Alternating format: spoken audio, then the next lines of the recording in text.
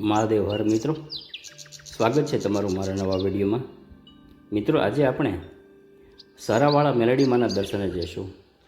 મિત્રો, આ મંદિરના દર્શન હું તમને બહારથી જ કરાવીશ, કારણ કે અંદર ફોટો કે વિડીયો ઉતારવાની ચોખ્ખી મનાઈ છે। એ માટે હું આપને બહારથી દર્શન કરાવું છું।